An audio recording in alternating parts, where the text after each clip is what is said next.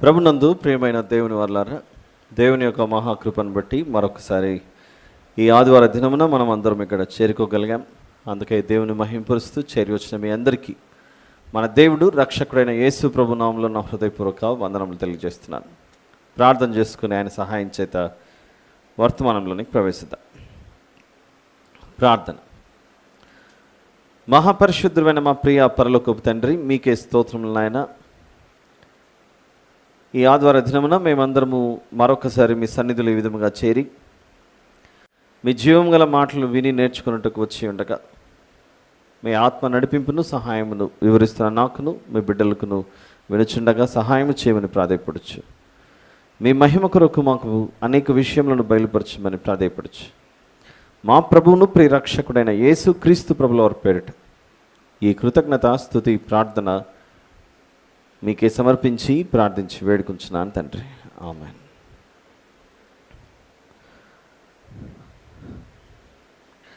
ప్రియులారా, 100వ కీర్తన మొదటి 5 వచనాలు మనము వాక్య ధ్యానంగా చదువుకున్నాం. ఇప్పుడే ఈ కీర్తనను అనేక సందర్భాల్లో మనం విని ఉండవచ్చు. అయినప్పటికీ ఈ సందర్భం వినటానికి గల కారణం, ఈరోజు ఒక ప్రత్యేక దినంగా ప్రపంచవ్యాప్తంగా దీనిని ఫాదర్స్ డే అని ప్రజలు పిలుచుకుంటున్నారు. జూన్ 16వ తేదీ. దానికి గల కారణాలు ఎన్నో సంవత్సరాల క్రితం ఒక కుమార్తె తండ్రి చేసినటువంటి త్యాగాలు, తల్లి దూరమైనప్పుడు బిడ్డలను ఏ విధంగా పెంచి పెద్దవారిని చేసి ఆ గొప్ప స్థాయికి తీసుకొచ్చాడు. కాబట్టి తండ్రి చేసే మేలును కూడా జ్ఞాపకం చేసుకోవాలని అమెరికాలో ఒక కుమార్తె తీసుకున్న నిర్ణయమే ఈరోజు ప్రపంచవ్యాప్తంగా అదొక ఫాదర్స్ డేగా పిలువబడుతోంది. దాని గురించి ఇప్పుడు ఎక్కువగా వివరాలు తెలుసుకోవడానికి మనకి ఇప్పుడు సమయం లేదు. కాబట్టి ఆత్మ సంబంధమైన విషయాల గురించి జ్ఞాపకం చేసుకుందాం. 100వ కీర్తన 5 వచనాలు ఇందులో కనబడతాయి. సమస్త దేశములారా యెహోవాకు ఉత్సాహధ్వని చేయుడి, సంతోషముతో యెహోవాను సేవించుడి, ఉత్సాహగానము చేయుచు ఆయన సన్నిధికి రండి. యెహోవాయే దేవుడని తెలుసుకొనుడి, ఆయనే మనలను పుట్టించెను, మనము ఆయన వారం, ఆయనే మనల్ని పుట్టించెను అని పలికినప్పుడు భూమి మీద ఉన్న మనకు దేవునికి ఉన్న బంధం ఒక తండ్రి బిడ్డల సంబంధం అనేది ఇక్కడ స్పష్టంగా అర్థమవుతుంది మనకు. ఎలాగో ఈ పద్ధతి సమాజంలో ఉంది కనుక తండ్రిని గౌరవించాలి అనే ఉద్దేశంతో ఈ ఫాదర్స్ డే అనేది చాలా దేశాల్లో జరుపుకుంటున్నారు. కనుక బైబిల్ ఏనాడో చెప్పింది, నీ తల్లిని నీ తండ్రిని సన్మానించు అనే విషయం గురించి. నిర్గమకాండము 20వ అధ్యాయం 12వ వచనంలో, నిర్గమకాండము 20వ అధ్యాయము 12వ వచనం, 10 ఆజ్ఞలలో ఒక ఆజ్ఞ, నీ దేవుడైన యెహోవా నీకు అనుగ్రహించు దేశంలో నీవు దీర్ఘాయుష్మంతుడు వగునట్లు నీ తండ్రిని నీ తల్లిని సన్మానించుము. ఈ ఆజ్ఞ 10 ఆజ్ఞలలో ఒక ఆజ్ఞ. భూమి మీద తండ్రిని తల్లిని నిర్లక్ష్యం చేసేవారు ఎక్కువైపోయారు. ఇది ఈనాటి సమస్య కాదు, ఏనాటిదో. ఆజ్ఞను అతిక్రమిస్తే పాపం. దేవుడిచ్చిన ఆజ్ఞ ఇది, నీ తండ్రిని నీ తల్లిని సన్మానించు అనేది. ఎవరైనా దీర్ఘాయుష్ను కలిగి భూమి మీద జీవించాలని ఇష్టపడతారు. భూమిని విడిచిన తర్వాత కూడా దేవునితో శాశ్వత కాలం జీవించాలనే ఆశ ప్రతి మానవునికి ఉంటుంది.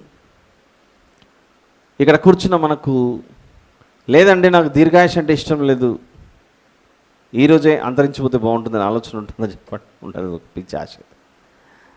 దీర్ఘాయుష్ను కలిగి ఉండాలనేది.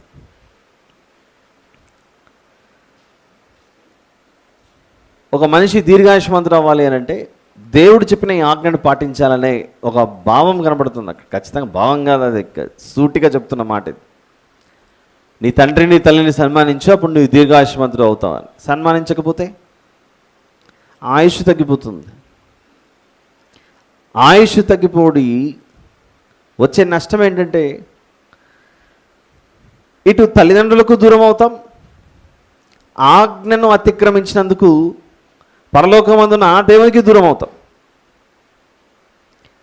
దేవుడు చెప్పిన ఏ మాటలైనా మనం అతిక్రమిస్తే ఒకటే కదా, ఏం కాదులే అని అనుకుంటే పొరపాటు. అన్నిటినీ ఖచ్చితంగా పాటించాల్సిందే. ఈరోజు మనం వింటున్నాం ఈ ఫాదర్స్ డే సందర్భంగా ఒక చక్కటి ఫాదర్స్ డే సందేశం. ఈరోజు మీ ఎదుట 3 రకాల తండ్రులను మీ ఎదుట ఉంచాలని నేను అనుకుంటున్నాను. ఎన్ని రకాలు? 3 రకాలు. ఈ 3 రకాల తండ్రులలో సులభంగా అర్థమయ్యేది మనం భూమి మీద జీవించడానికి కారణమైన శరీర సంబంధమైన తండ్రి. అది మనకు హెబ్రీ పత్రికలో 12వ అధ్యాయము, హెబ్రీ పత్రిక 12వ అధ్యాయము 9వ వచనంలో, మరియు శరీర సంబంధులైన తండ్రులు మనకు శిక్షకులై ఉండరు. ఎందుకు శిక్షకులై ఉన్నారు వారు? బిడ్డలను క్రమశిక్షణలో పెంచుటకు. దేవుడు వారికి ఇచ్చిన సంతానము దారి తొలగిపోకుండా వారు తప్పు చేసిన ప్రతిసారి వారిని ప్రేమించి గుణపరచుటకు తాత్కాలికంగా ఒక దెబ్బ వేసో వారిని అరిచో తిట్టో మొత్తానికైతే చక్కగా క్రమశిక్షణలోకి తండ్రి నడిపిస్తూ ఉంటాడు. మంచి తండ్రి. ఎందుకు బెత్తం తీసుకొని ఒక దెబ్బ కొడతాడు, లేకపోతే చేత్తోనే ఒక దెబ్బ వేయడానికి గల కారణం, ఆ దెబ్బను బట్టి కుమారుడు లేదా పిల్లలు జాగ్రత్త పడి ఇక మీద తప్పు చేయకుండా క్రమశిక్షణతో మెలగాలనేది నేర్చుకుంటారు. అది ఎంతో మంచిది. ఇంకొకసారి తప్పు చేయాలని బిడ్డలు ఆలోచించినప్పుడు ఆ బిడ్డకి ఏం గుర్తొస్తుంది? నేను ఈ తప్పు చేస్తే మా నాన్న బెత్తం తీసుకొని కొడతాడు, నేను ఈ తప్పు చేస్తే మా నాన్న నన్ను దెబ్బ కొడతాడు, అరుస్తాడు, అందుకు నేను ఈ విధంగా చేయకూడదని చాలా జాగ్రత్త పడుతూ వస్తారు. అందుకే చూడండి, ఇంట్లో తండ్రి ఉంటే పిల్లలు ఒక రకంగా నడుచుకుంటారు. తండ్రి ఇంట్లోంచి బయటికి వెళ్ళిపోయి తల్లి మాత్రమే ఉందనుకోండి, ఆ ఇల్లు మామూలుగా ఉండదు అప్పుడు. ఎందుకంటే mother is taken for granted. తల్లి గ్రాంటెడ్గా తీసుకుంటారు పిల్లలు, ఏముందులే మా అమ్మనే కదా అని. అదే తండ్రి దగ్గర ఆటలు చెల్లవు. తల్లి మాట వినరు కనుకనే ప్రతిసారి తల్లి అంటుంటుంది, నాన్నకు చెప్పాలా, డాడీకి చెప్పాలా అంటేనే అమ్మమ్మ డాడీకి చెప్పద్దు, నాన్నకు చెప్పద్దు. ఆ భయం ఉంటుంది పిల్లలకి. ఎందుకు ఆ భయం? ఆ తండ్రి గంభీర స్వరంతో తప్పు చేస్తే ఒకేసారి ఎక్కువ మాట్లాడు. జనరల్గా పురుషుల యొక్క నైజం ఎలా ఉంటుందంటే ఏ విషయాన్ని కూడా పెద్ద సాగబీకరు.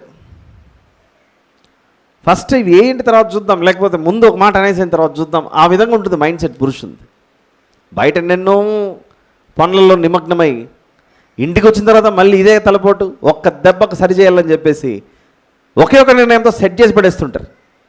దాన్ని తట్టుకోలేరు పిల్లలు. ఒక్కొక్కసారి ఆ రియాక్షన్ తట్టుకోలేరు. ఎందుకు వచ్చింది గొడవ అంతా, మా డాడీతో సమాధానం పెడితే అయిపోతుంది కదా అని పిల్లలు డాడీకి ప్రయారిటీ ఇస్తుంటారు. కానీ ఒక సందర్భంలో దగ్గరికి వచ్చి డాడీ అంత శిక్షిస్తున్నా, అంత క్రమశిక్షణలో పెడుతున్నా, తమాషకు జోక్గా మీకు మీ నాన్న అంటే ఇష్టమా అమ్మ అంటే ఇష్టమా అన్నారు అనుకోండి, వెంటనే వాళ్ళ అమ్మ ముందర పిల్లలు ఇచ్చే సమాధానం ఏంటంటే ఓటు నాన్నకే పడుతుంది, ఓటు నాన్నకే పడుతుంది. శిక్షించేది నాన్నే, అరిచేది నాన్నే, క్రమశిక్షణలో పెట్టేది నాన్నే. అంటే తల్లి పెట్టదని నేను అనట్లేదు, కానీ తల్లి దగ్గర ఆటలు సాగుతాయి, తండ్రి దగ్గర ఆటలు సాగవు. ఒప్పుకుంటారు ఈ విషయానికి? డాడీ ఉంటే టీవీ బంద్, డాడీ బయటికి పోతానే రిమోట్ చేతిలోకి ఉంటుంది పిల్లలకి. ఎందుకు? డాడీని కంట్రోల్ చేయడం మా వల్ల కాదు, అమ్మనైతే ఈజీ కంట్రోల్ చేయొచ్చు. ఇది పిల్లల నైజం. అదేంటంటే ఒకవైపు భయం, ఇంకొక వైపు గౌరవం, ఇంకొక వైపు మర్యాద, ఇంకొక వైపు విధేయత, అన్నీ ఒక క్షణంలో ఉట్టిపడుతుంటాయి ఇంట్లో తండ్రి ఉంటే బిడ్డలు నడుచుకునే విధానం. దానిని బట్టి తాత్కాలికంగా ఉండే తండ్రి నిమిత్తమై వారి యందు పిల్లలు ఏం కలిగి ఉన్నారట? భయభక్తులు కలిగి ఉన్నారట. భయభక్తులు కలిగి ఉన్నారు. డాడీతో ఆటలాడకూడదు, జాగ్రత్తగా ఉండాలని. ఇది మనం అర్థం చేసుకోగలిగితే దేవుడు అంటున్నాడు, నాయన శరీర సంబంధమైన తండ్రికి నువ్వు లోబడి జీవించాలనే ఆలోచన నీకున్నప్పుడు, అదే వర్షంలో చెబుతున్నాడు, ఆత్మలకు తండ్రి అయిన వానికి మరి ఎక్కువగా లోబడి బ్రతకవలను కదా అనే ప్రశ్న విడిచిపెడుతున్నాడు. ఈరోజు మనం కదులుతున్నాం, మాట్లాడుతున్నాం, చలిస్తున్నాం, ఊపిరి పీలుస్తున్నాం. ఇవన్నీ మనకు ఎలా కలుగుతున్నాయి అని ఆలోచిస్తే లోపల దేవుని ఇచ్చిన ఆత్మ మనకుంది కనుక ఈ ఆత్మ ఈ దేహమును దాటుకొని ఒకరోజు వెళ్ళిపోతుంది. అప్పుడు శరీరమునకు జన్మనిచ్చిన తండ్రి ఏమి చేయలేడు, నరమాత్రులు ఎవరు ఏం చేయలేరు. ఆత్మలకు తండ్రి అయిన ఆ దేవునికే సర్వాధికారం ఈ ఆత్మ మీద ఉంటుందన్న విషయం మర్చిపోకూడదు. 3 రకాల తండ్రులలో ఒక్కరిని చూపించాను ఇప్పుడు.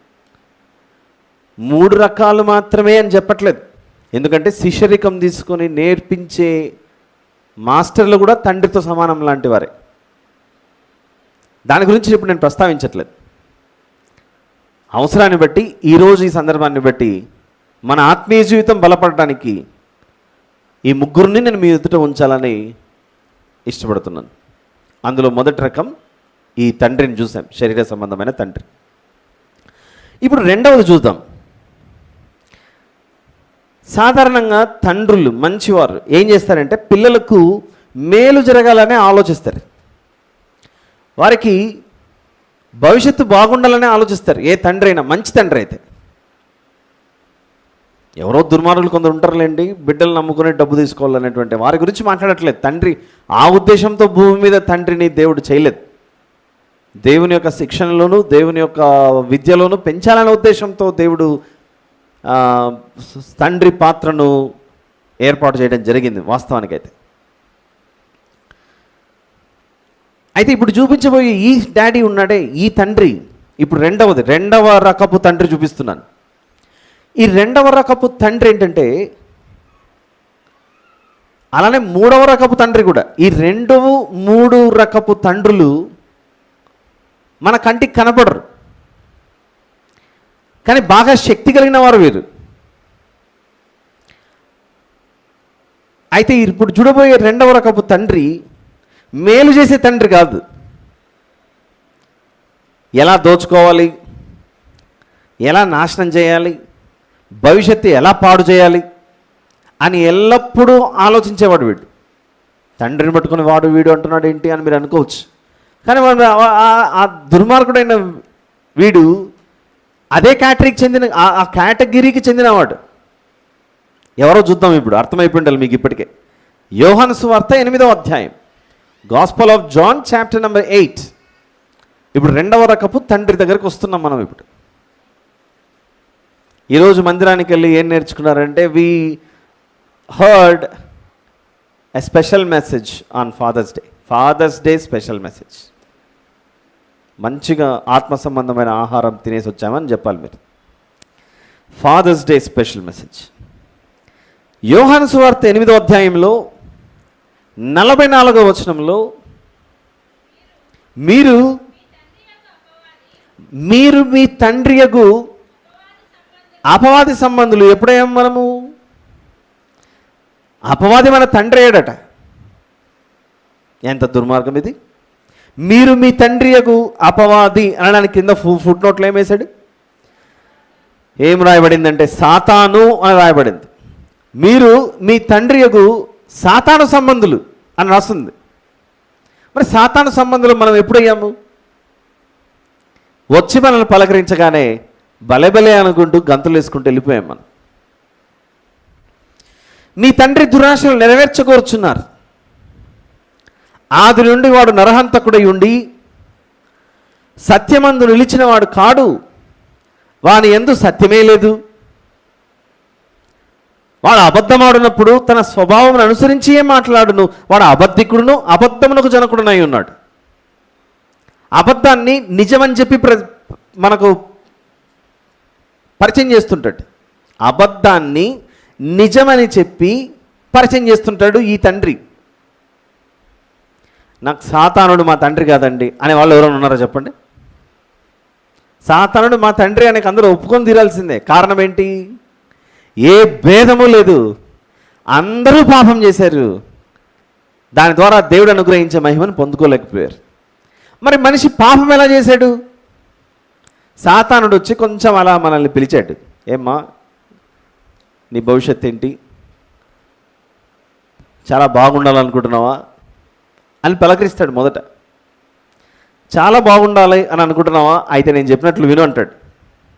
అలాంటి పద్ధతి పాటిస్తుంటాడు. అలాంటి పద్ధతితోనే మొదటి మానవులైన వారిని అలా పడగొట్టేశాడు. ఆదికాండం 3వ అధ్యాయానికి వెళ్ళి చూద్దాం ఒకసారి ఏం జరిగిందో. ఆదికాండం 3వ అధ్యాయంలో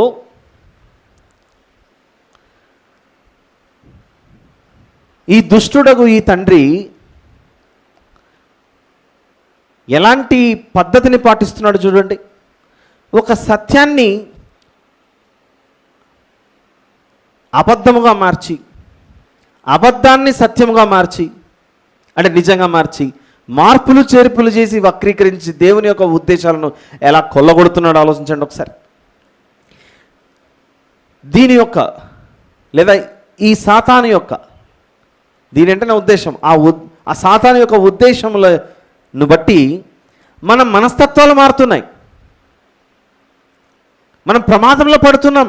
ఈ సాతానుడు, అపవాది, దుష్టుడు, ఆది మహాఘట సర్పం, ఇలా రకరకాల పేర్లు ఏవైతే కలిగి ఉన్నాడో వాడి మాయమాటలు విని మనం మోసపోతున్నాం. మన జీవితంలో అనేక పర్యాయాలు బాప్తిసం తీసుకున్నవారు మాయలో పడిపోవడమే, బాప్తిసం తీసుకోనని వారు కూడా మాయలో పడిపోవడమే.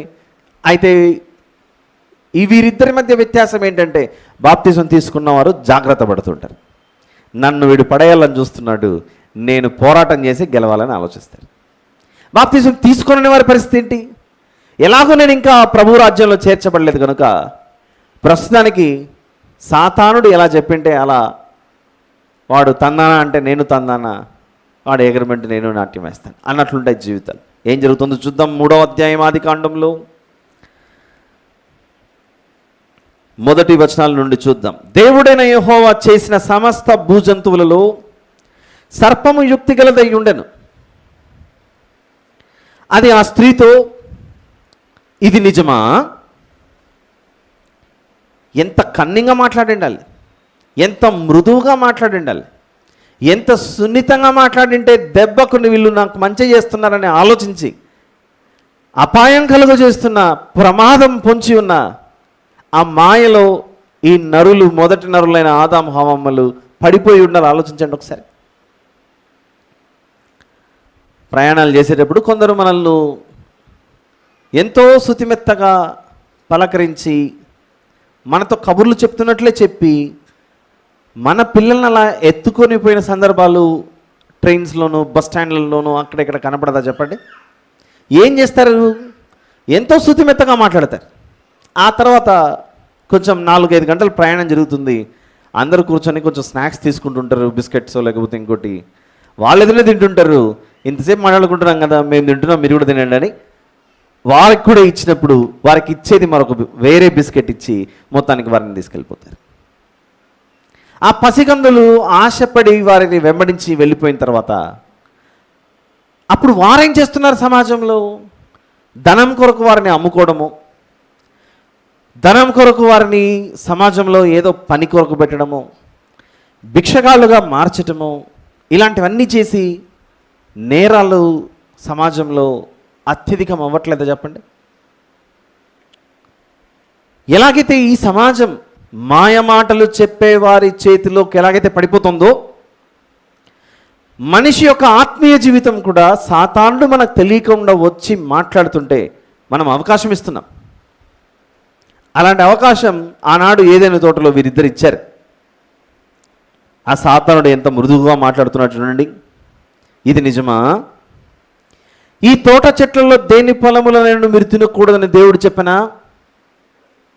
బైబిల్ గ్రంథంలో కనపడే మొదటి ప్రశ్న ఇదే, సాతానుడు వేసిన ప్రశ్నే. What is the first question in the Bible అన్నాం అనుకోండి. The first question, is this true? ఇది నిజమా? ఇది నిజమా అనే మాట ఎవరైనా అన్నారనుకోండి, వినేవాడికి ఏం డౌట్ వస్తుంది? సందిగ్ధంలో ఉంటాడు. ఇది నిజమో కాదో అందుకే క్వశ్చన్ ఇస్తున్నారు వాళ్ళు, నాకంటే ఎక్కువ వారికి తెలిసేమో అని అనిపిస్తుంటుంది. ఎవరైనా ఒక దాన్ని చూపించి, ఇది చూస్తున్నారు కదా మీరు, ఇది అదేనా అన్నారు అనుకోండి. ఇది అదేనా అన్నప్పుడు అవును అది అదే, కానీ మీరు అడుగుతున్నారంటే కొంచెం ఆలోచించాలని అప్పుడు రెండవసారి మనం ఆలోచిస్తాం. సాతానుడు ఆనాడు హవ్వమ్మతో ఆడిన ఆట అదే. ఇది నిజమా?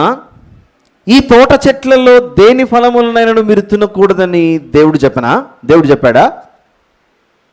అనగానే వెంటనే ఆ స్త్రీ ఒప్పుకుంటుంది, అవును ఈ తోట చెట్ల ఫలములను మేము తినవచ్చును, అయితే తోట మధ్యనున్న చెట్టు ఫలములను దేవుడు మీరు చావకున్నట్లు వాటిని తినకూడదని వాటిని ముట్టకూడదని చెప్పనని సర్పముతో నేను. అందుకు సర్పం, మీరు చావనే చావరు. ఒక నిజాన్ని ఎలా వక్రీకరిస్తున్నాడో చూడండి ఇక్కడ. మనం కూడా పాపంలోనికి పడిపోవడానికి బాల్యము నుండి ఇలాంటి మార్గాల ద్వారా దేవునికి దూరం అయిపోయాం మనం. మగబిడ్డలైతే చిన్నప్పుడు చక్కగా హార్లిక్స్, బూస్ట్, మిల్క్ తాగినటువంటి బిడ్డలు ఎప్పుడైతే 10th క్లాస్, ఇంటర్మీడియట్, కొంచెం డిగ్రీలోకి అడుగు పెడతారో స్నేహం, సహవాసం కొంచెం మారుతూ ఉంటుంది. ఎప్పుడైతే స్నేహం, సహవాసం మారుతుందో లోకం మాట్లాడుతూ ఉంటుంది, మేమేమో ఇది పుచ్చుకుంటున్నాం, నువ్వు ఇంకా మిల్క్ తాగుతున్నావు ఏంట్రా, వాడు మిల్క్ బాయ్ రా అనేస్తారు అందరి ముందు.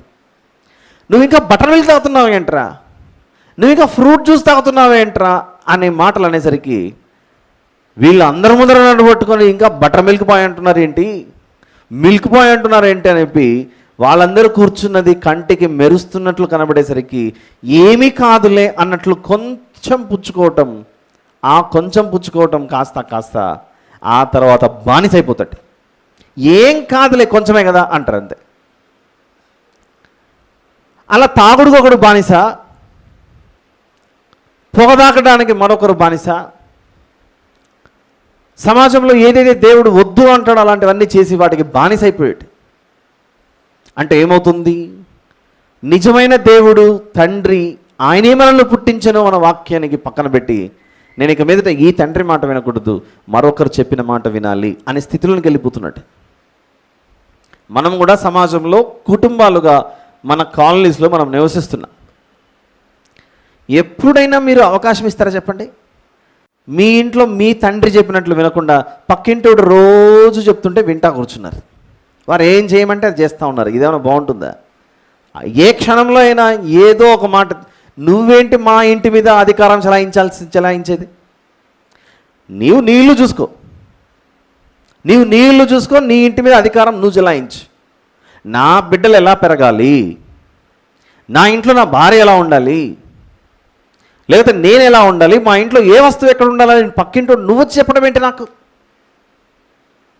అని చినిగి ఒక చిన్న తుంపరలాగా, చినుకుల్లాగా అయ్యి కాస్త ఈ రెండు కుటుంబాలు ఇరుగు పొరుగు వారు ఏమైపోతారు చెప్పండి? చివరికి శత్రువులు అవుతారు. ఎందుకు? నా ఇంటి మీద, నా బిడ్డల మీద, లేదా నా వ్యక్తిగత జీవితంలో, నా కుటుంబ జీవితంలో పొరుగువాడవైన నీవు అధికారం చెలాయించడానికి నేను ఒప్పుకొని అంటాం. మనమంతా ఆత్మ సంబంధమైన సంఘంగా ఇక్కడ చేరుకున్నాం, బాగానే ఉంది. మనం ఆత్మ సంబంధమైన కుటుంబం అని అనుకొని అందరము ఒకరికొకరు వందనాలు చెప్పుకొని చర్చ అయిన తర్వాత ఎలాగో మనం మీరు నేను మనమంతా ఒక కుటుంబం కదండి, నేను మా ఇంటికి మీ ఇంటికి వచ్చి కూర్చుంటానంటే ఒప్పుకుంటామో చెప్పండి? అది చెల్లదు. అయిపోయిన తర్వాత ఎవరింటికి వాళ్ళ ఇంటికి వెళ్ళాలి. అదొక క్రమం, అదొక పద్ధతి, అదొక కుటుంబం. సాతానుతో మన సహవాసం ఎలా ఉందంటే, దేవుడు మన తండ్రి అయితే ఆ నిజమైన దేవుడైన తండ్రిని పక్కన పెట్టి సాతానుతో ఏమి చెప్పినా మనము నాట్యం ఆడడానికి వెళ్ళిపోయింది మన జీవితం. ఏమీ చేయలేదు, ఒక ప్రశ్న అడిగాడు అంతే. ఇవ్వాల్సిన స్టైల్లో మనం సమాధానం ఇవ్వలేదు. ఇది నిజమా? ఈ తోట చెట్ల మధ్యలో ఉన్నదే నేను తినద్దని చెప్పాడా? వాటిని తింటే మీరు చావనే చావరు.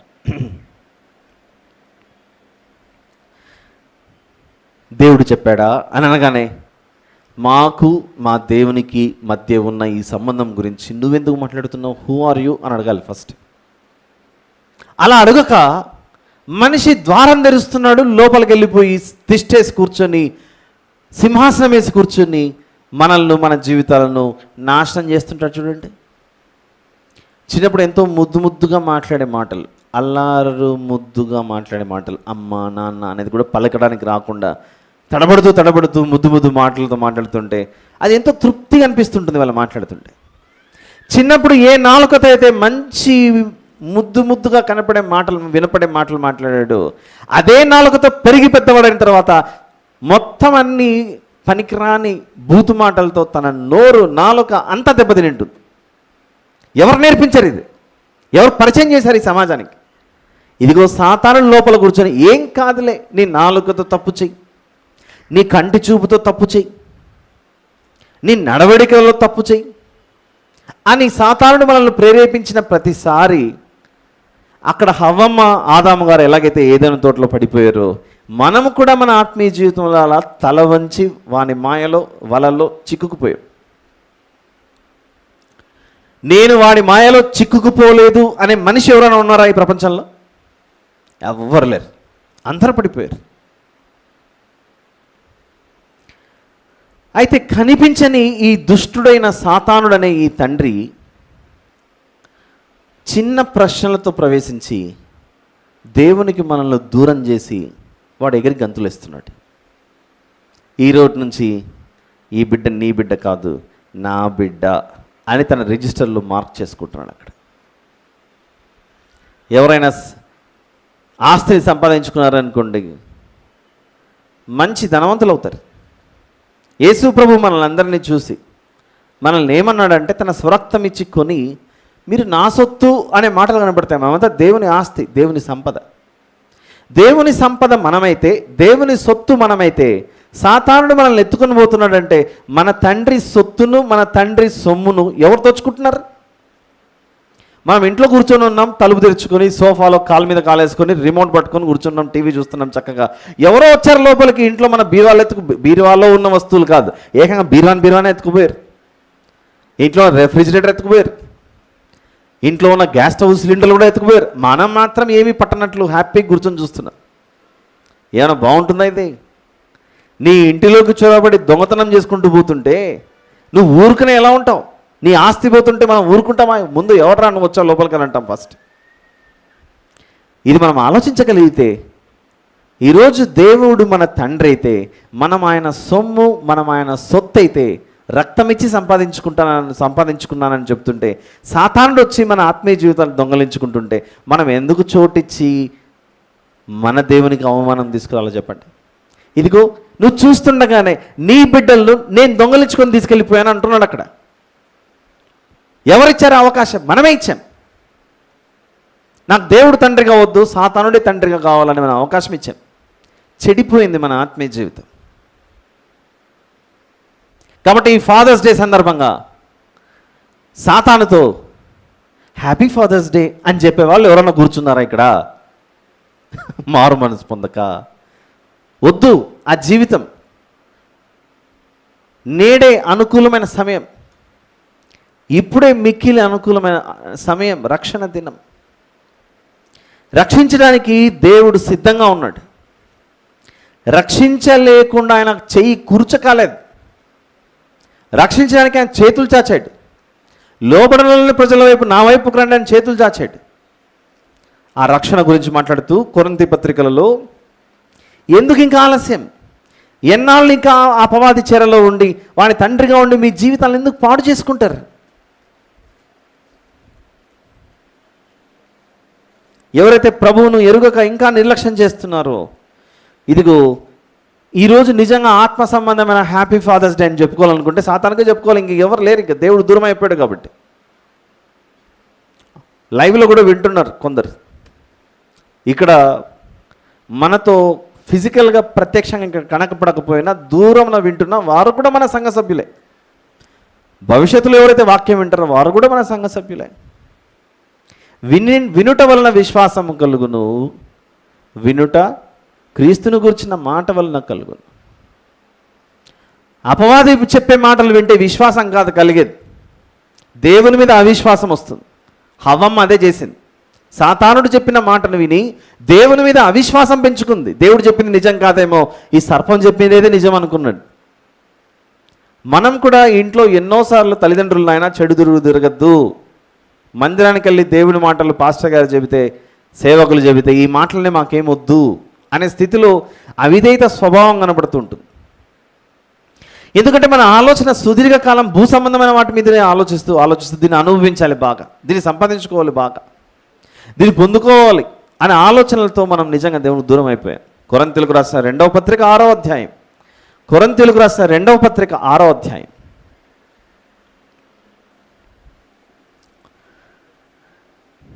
2వ వచనంలో, అనుకూల సమయమందు నీ మొరను ఆలకించితిని, రక్షణ దినమందు నిన్ను ఆదుకుంటుని అని ఆయన చెప్పుచున్నాడు కదా. ఇదిగో ఇప్పుడే మిక్కిలి అనుకూలమైన సమయం, ఇదిగో ఇప్పుడే మిక్కిలి అనుకూలమైన సమయం, ఇదిగో ఇదే రక్షణ దినం, ఇదే మిక్కిలి అనుకూలమైన సమయం. సాతానుతో నుండి వేరై అపవాదిగా తండ్రిగా ఉంటే, అపవాది తండ్రిగా ఉంటే, సాతానుడు తండ్రిగా ఉంటే వాడి చెరల నుండి బయటపడటానికి ఇది మిక్కిలి అనుకూలమైన సమయం అంట. ఇది ఎలాంటిదంటే, రోడ్డు మీద పోతుంటే యాక్సిడెంట్ అయి తల పగిలింది, రక్తం కారుతోంది, ఉన్న పాటున అంబులెన్స్ని పిలిచి తీసుకెళ్ళాలి. ఒక 2-3 గంటలు ఆలస్యం చేసినా కూడా ప్రాణం పోతుంది. ఆ వ్యక్తి దగ్గరికి వెళ్ళారు, చుట్టూ ఉన్న వాళ్ళు చూశారు, అయ్యో ఇంత ప్రమాదం జరిగింది, తల పగిలిపోయింది, రక్తమంతా వెళ్ళిపోతుంది, మనిషి బ్రతుకుతాడో లేదో గ్యారంటీ లేదని ఆ వ్యక్తి దగ్గరికి వెళ్ళి, బాబు నీ తల పగిలింది, పుచ్చ పగిలింది అని మన భాషలో తెలంగాణ మోసం అనుకుంటే, ఇంకొద్దిసేపట్లో నువ్వు చచ్చిపోతావు, మేమందరం వచ్చాము నిన్ను కాపాడడానికి, అంబులెన్స్ని పిలిపించాము, ఇదిగో నిన్ను హాస్పిటల్ తీసుకెళ్ళి బ్రతికించడానికంటే ఆ మహానుభావుడు మాట్లాడుతున్నాడు, లేదండి నేను ఇక్కడే ఉండాలనుకుంటున్నాను అన్నాడు అనుకోండి. ఎవరు? తల పగిలిపోయి రక్తం కారుతున్న వ్యక్తి. నేను రానండి హాస్పిటల్కి, ఇక్కడే ఉంటాను, ఎందుకంటే నేను ఇక్కడ నడుచుకుంటూ పోతున్నది ప్యారడైజ్లో బిర్యానీ తినడానికి వెళ్తున్నాను, ఈ ప్యారడైజ్లో బిర్యానీ తినడానికి వెళ్తుంటే మధ్యలో ఈ తలకు గాయమైంది, నాకు మాత్రం ప్రస్తుతానికి హాస్పిటల్కి రావాలని లేదు, కానీ ప్యారడైజ్ కలిసి బిర్యానీ తిని ఆ తర్వాత హాస్పిటల్కి వస్తానన్నాడు. వీడిని మేధా అనొచ్చా, జ్ఞానం అనొచ్చా, బుద్ధిహీనుడు అన్నా చెప్పండి. ఇప్పుడు నువ్వు బ్రతికుంటే కదా ప్యారడైజ్లో బిర్యానీ తినేది. ప్రాణం పోయే స్థితిలో ఉన్నావు. ఇప్పుడు నీకు వెంటనే వైద్యం జరగాలి, చికిత్స జరగాలి, స్వస్థత జరగాలి. ప్రాణం పోయిన తర్వాత నువ్వు ఏం సంపాదించుకోగలవు, ఏం చేయగలవు? నువ్వు అందరు చుట్టూ ఉన్న వాళ్ళు వచ్చి సహాయం చేస్తుంటే వద్దొద్దు నేను రాను చెప్పాడు. చివరికి అంబులెన్స్ డ్రైవర్ కూడా వచ్చి, బాబు నీకు ఏమైనా మతి చెల్లించిందేమో, మేము ఎత్తుకొని పోతామంటే కాలుతో అంటున్నాడు, నేను రాను నువ్వు ఎత్తుకొని పోవాలి కాలుతో అనేసి వీడియో పిచ్చు మూర్ఖుడు ఉన్నట్టున్నాడు అని చెప్పేసి వదిలేసి వెళ్ళిపోయారు. ఆ తర్వాత రోడ్డు మీదనే ఏమైపోయింది, ప్రాణం పోయింది. ప్యారడైజ్ బిర్యానీ కాదు కదా, కనీసం దగ్గరికి వెళ్ళి వాసన చూడడానికి కూడా అవకాశం లేకుండా పోయింది, ప్రాణం పోయింది. These are all emergency cases. శరీరానికి అంత ప్రమాదం జరుగుతుంటే, నాకు వద్దు అనుకుని నిర్లక్ష్యం చేస్తుంటే, ఇదిగో వాక్యంతో దేవుడు మాట్లాడుతున్నాడు, నువ్వు అపవాదితో ఉంటే ఏ రోజైనా నీకు ప్రమాదమే, జాగ్రత్త అని హెచ్చరిస్తున్నాడు. ఎన్నాళ్ళ తండ్రితో ఉంటావు, ఎందుకు ఉండకూడదో కూడా చెప్తాను.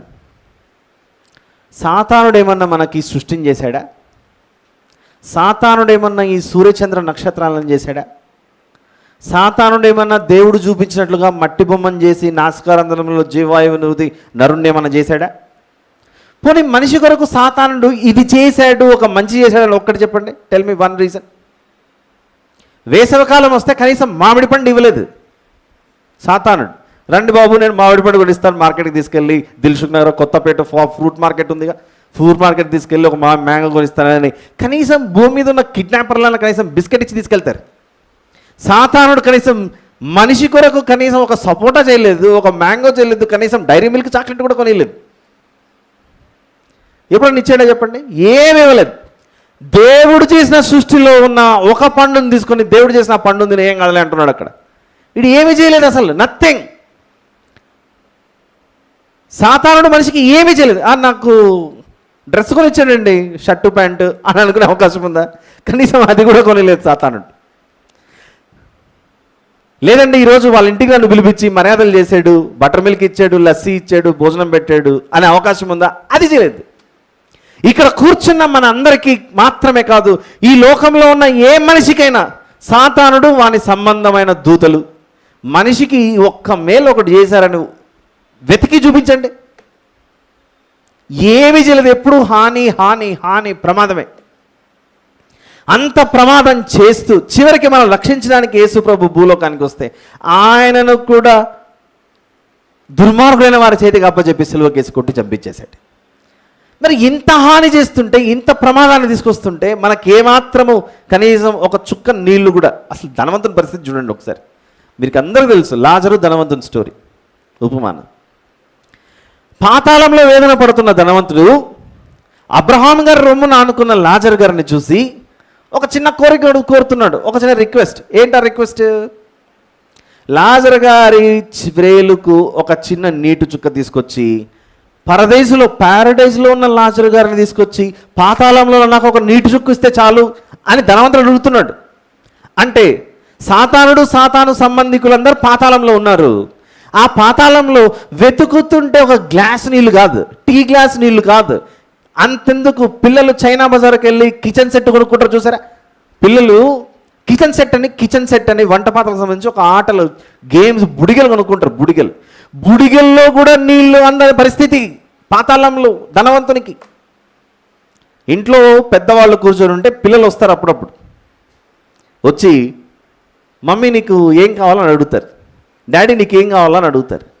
ఆ బొమ్మలు చూసి డాడీకి అర్థమవుతుంది నా బిడ్డ నాకేదో చపాతీనో లేకపోతే ఇంకో జ్యూసో చేయాలని సిద్ధపడుతుంది అని ఆలోచించి, బిడ్డ నాకు చపాతీ కావాలా లేకపోతే ఒక జ్యూస్ కావాలంటే ఆ బుడిగల్లో ఏదేదో ఇట్లా అనుకునే దాంట్లో ఏమీ ఉండదు, కానీ ఒక చిన్న నీటి చుక్కనో అదో వేసి నాన్న తాగని చెప్పేసి ఇస్తారు.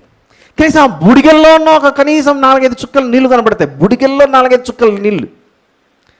ధనవంతుడు వెళ్ళిన లోకంలో కనీసం బుడిగలు కాదు, బుడిగలు అంటే నా ఉద్దేశం పిల్లలు ఆడుకునే టాయ్స్ గురించి మాట్లాడుతున్నాను. సాతానుడు మనకేమీ చెయ్యలేదు, ఏమీ చెయ్యలేడు, చెయ్యడు కూడా అనడానికి ఇవే ఎగ్జాంపుల్స్. అసలు ధనవంతుల గురించి ఎప్పుడు చెప్పాడు యేసు ప్రభు? 2000 సంవత్సరాల క్రితం చెప్పాడు ఉపమానం. ఆ ఉపమానం చెబుతూ ఉంటే అక్కడ ధనవంతునికి ఒక ఆశ పుట్టింది. ఏం ఆశ పుట్టింది? నేనంటే వచ్చి పడ్డాను ఇక్కడ, భూమి మీద నా సోదరులు ఉన్నారు, ఆ సోదరుల కన్నా లాజరు వెళ్ళి చెబితే నా సోదరులు మారతారంటే అప్పుడు అబ్రహాం గారు ఏమన్నారు చెప్పండి?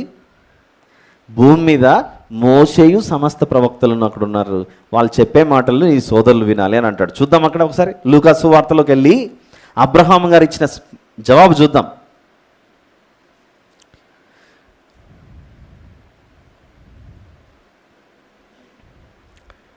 27-28 వచనాలు, లూకా సువార్త 16:27-28 వచనాల నుండి చదువుకుంటూ క్రిందికి వెళ్దాం. అప్పుడు అతడు, తండ్రి అలాగైతే నాకు 5 సహోదరులు ఉన్నారు, వారును ఈ వేదనకరమైన స్థలంకు రాకుండా వారికి సాక్ష్యం ఇచ్చుటకై నా తండ్రి ఇంటికి వాని పంపవలని నిన్ను వేడుకొనుచున్నాను నేను. అందుకు అబ్రహాం గారు అంటున్నారు, వారి యొద్ద మోషేయు ప్రవక్తలను ఉన్నారు, వారి మాటలు వినవలనని అతనితో చెప్పగా. యేసు ప్రభు చెప్పే కాలానికి ధనవంతుడు ఏనాటి కాలానికి సంబంధించిన వ్యక్తి అని చెప్తున్నాడు ఉపమానంలో. మోషేయు ప్రవక్తలు ఉన్నారంటే యేసు ప్రభు వచ్చిన సమయానికి భూమి మీద మోషే గారు ఉన్న కాలానికి ఇంచుమించు 1450 సంవత్సరాల వ్యత్యాసం. అంటే ఇప్పుడు ఒక 2000, అంతకుముందు ఒక 1450, అంటే 3450 సంవత్సరాలు. క్లోజ్ టు 3500 ఇయర్స్ నుండి, 3500 సంవత్సరాల నుండి ధనవంతుడు ఎవరిని చూస్తా ఉన్నాడు చెప్పండి? అబ్రహాం గారి రొమ్మున అనుకున్న లాజర్ గారిని చూసి ఒక నీటి చుక్క కొరకు ఎదురు చూస్తున్నాడు. ఒక 2 hours మిమ్మల్ని ఇట్లనే కూర్చోబెట్టి వాక్యం చెబుతూ లేపకుండా చెప్పాను అనుకోండి, మీ నాలుక ఎండిపోతుందా? ఎండిపోతా. మాట్లాడేది నేను, ఎండిపోయిన నాలుక మీది. ఒక్కొక్కరు మెల్లిగా లేచి దేని కొరకు బ్రకెత్తాం? ఒక నీటి చుక్క అన్నది వేసుకోవాలని ఆలోచిస్తాం. కానీ ఇక్కడ లూకాసు వార్త 16లో మనం చదువుకున్న ధనవంతుని గతి 3500 సంవత్సరాలు ఇంచుమించు అప్పటి నుండి దేని కొరకు ఎదురు చూస్తున్నాడంటే ఒక నీటి చుక్క కొరకు. కానీ మన దేవుడు వర్షాకాలం వస్తే కుండపోత వర్షాలు మనకు రావటం, పంటలు పండే విధంగా వర్షాలు, ఇన్ని చేస్తున్నాడే. సాతానుతో మన స్నేహం ఎందుకు? వాడిని తండ్రిగా మనం చేసుకోవడం ఎందుకు? ఒక్కసారి ఈరోజు చెప్తున్న ఈ వాక్యం మనసులో జ్ఞాపకం పెట్టుకుని ఈరోజు మనల్ని మనం ప్రశ్నించుకోవాలి. ఎందుకబ్బా నేను పాపంలో మునిగిపోయాను? ఎందుకు నేను ఇలా పాపంలో మునిగిపోయి దేవునికి దూరం అయిపోయాను? అసలు నన్ను పాపం చేయమని ప్రేరేపించింది ఎవరు? సాతానుడే కదా. వీడేమన్నా నాకు ఏ రోజున ఒక మేలు చేశాడా? కొత్తపేటకి వెళ్ళి కొత్త మార్కెట్లో నాకేమన్నా ఫ్రూట్ మార్కెట్లో ఏమైనా ఒక ఫ్రూట్ కొని ఇచ్చాడా? మంచి ఫ్రూట్ కాదు, కనీసం కుళ్ళిపోయిన పండు కూడా కొనిలేదు. ఫ్రూట్స్లో వెజిటబుల్స్లో గ్రేడ్స్ ఉంటాయి, ABCD గ్రేడ్స్. ఏ అంటే ఏ క్లాస్, బి అంటే కొంచెం తక్కువ, సి అంటే ఇంకొంచెం తక్కువ, డి అంటే ఇంక అయిపోయింది. ఒకవైపు పుచ్చిపోయింది ఉంటుంది, దాన్ని కట్ చేసుకొని ఇంకోటి పక్కన తినాలి. కనీసం డి గ్రేడ్ ఫ్రూట్ కూడా కొనిలేదు, డి గ్రేడ్ వెజిటబుల్ కూడా కొనిలేదు సాతాను. నాకు ఏమి చేయని వారితో నేను ఎందుకు సహవాసం చేయాలి అని మనిషి ఆలోచించాలిగా. హవ్వమ్మ ఎలాగైతే మోసపోయిందో సాతానుడు మాట్లాడిన మాటలకి, ఈ లోకంలో మనం కూడా పరిశుద్ధతను కాపాడుకోకుండా ఆ పరిశుద్ధతలో నుంచి బయటకు వచ్చేసాం. అలా క్రొత్త నిబంధన, పాపము చేస్తే పాపి కాదు, పాపమును గురించి ఆలోచిస్తేనే పాపి. నువ్వు చెడు స్నేహం చేయకూడదు, చెడు ఆలోచన చేయకూడదు, చెడు చూపులు చూడకూడదు, చెడుతనం అనే దాన్నే, దుష్టత్వం అనే దాన్నే నీ మనసులోకి రానియకూడదు. బాగా ఉతికిన వస్త్రాలు ధరించుకోవాలనే మనం ఇష్టపడతాం. మలినమై దుమ్మైపోయినవి అలాంటివి వేసుకోవడానికి ఇష్టపడం. బాగా కడుగుకున్న పాత్రలను ఉపయోగించుకోవాలని మనం ఆలోచిస్తాం. అందులో మట్టి దుమ్ము ఉన్న దాంట్లో అన్నం వేసుకొని తిన్నాం. మనం వేసుకునే వస్త్రాలు శుభ్రంగా ఉండాలని ఆలోచిస్తాం. మనం తినే పదార్థాలు శుభ్రంగా ఉండాలని ఆలోచిస్తాం. మనం నివసించే ఇల్లు, ఆ ప్రాంతాలు శుభ్రంగా ఉండాలని ఆలోచిస్తాం.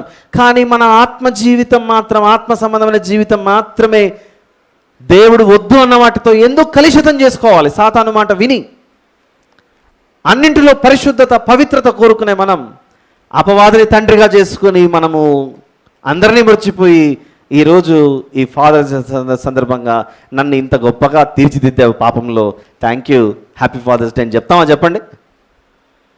ఇంత మోసం చేశాడే, ఇంత మోసం చేసిన వాడికి మనము బాగా ఎదురు దెబ్బే కొట్టాలి. కానీ ఇంకా చెయ్యి కలిపి నడుం బిగించి భుజం మీద చేసుకొని చట్టాపట్టలేసుకొని తిరగకూడదు. ఈ ఒక్క విషయం మీరు ఆలోచించాలి. సాతానుడు కనీసం ఇప్పుడు కొంచెం మార్కెట్లో తగ్గాయి, కానీ చాక్లెట్ల స్థలంలో పెప్పర్మెంట్ అనేది ఒకటి వచ్చేది, పెప్, దాన్ని సపరించుకుంటూ కూర్చునేవాళ్ళం, ఆరెంజ్. వాడు కనీసం ఒక పెప్పర్మెంట్ కూడా కొనిలేదు మనకు. సమ్మర్లో పెప్సీ అని ఒక ప్లాస్టిక్ కవర్లో వచ్చేది చిన్నప్పుడు. మనం కనీసం పెప్సీ ఐస్ కొనిచ్చలేదు. వాడు కొనిచ్చాడా? కొనిలేదు. పెప్సీ ఐస్ లేదు, పెప్పర్మెంట్ లేదు, డైరీ మిల్క్ లేదు, ఒక సపోటా లేదు, మ్యాంగో లేదు, ఏ సపోర్టు లేదు. కానీ వాడితో మాత్రం మనం స్నేహం. చీ ఏం బతుకేది. పోనీ చదువుకుంటున్నాం, మనకు ఎగ్జామ్ ఫీ కట్టాడవాడు. పోనీ ఈరోజు బాగాలేదు పరిస్థితి, ఊపిరి పీల్చుకోవడానికి మంచి ఊపిరి ఇచ్చాడా? ఇదిగో నేను శ్వాసన ఇస్తున్నాను, నువ్వు తీసుకొని ఏమని ఇచ్చాడా? ఏమి ఇవ్వలేదు. Then why are we following it? ఎందుకు ఫాలో చేస్తున్నాం వాటిని? ప్రేమ చూపించనే వాడికి మనం ఎందుకు ప్రేమ చూపించాలి? అన్యాయం చేసి మనం దోచుకుంటున్న వానికి మనం ఎందుకు స్నేహం చేయాలి వాడితో? హవమ్మ ఆదాము గారు ఇద్దరు ఏదైనా తోటలో అలా చేశారు అని ప్రతిసారి వాళ్ళని వేలెత్తి చూపిస్తుంటాం. మన పరిస్థితి ఏంటి? వారు ఒక్క పండు తినే తప్పు చేశారు, మనం ఎన్నో చేసాం.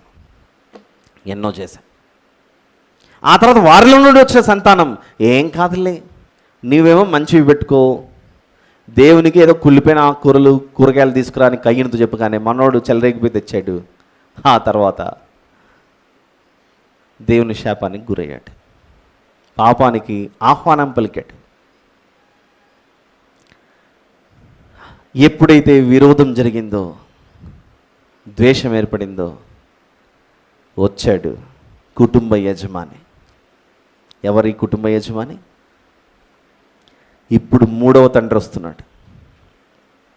మూడవ తండ్రి అంటే అపార్థం చేసుకోకుండా, నా ఉద్దేశంలో ఈరోజు నేను 3 రకాల తండ్రులను పరిచయం చేస్తున్నానని చెప్పా. ఒకటి శరీర సంబంధమైన తండ్రి, ఇంకొకటి మన ఆత్మను దోచుకొని మనల్ని మాయమాటలు చెప్పి అబద్ధపు తండ్రిగా ఉండేవాడు. ఇప్పుడు అసలు సిసలైన నిజమైన తండ్రిని మీకు చూపిస్తున్నాను. ఈ నిజమైన తండ్రి ఎంత ప్రేమ చూపించాడో ఒకసారి మనం చూస్తే, ఈ నిజమైన తండ్రి మనల్ని ఎంత ప్రేమించింటే, ఒక మాట హెబ్రీ పత్రికలోనికి వెళ్ళి మొదటి అధ్యాయము, హెబ్రీలకు రాసిన పత్రిక మొదటి అధ్యాయం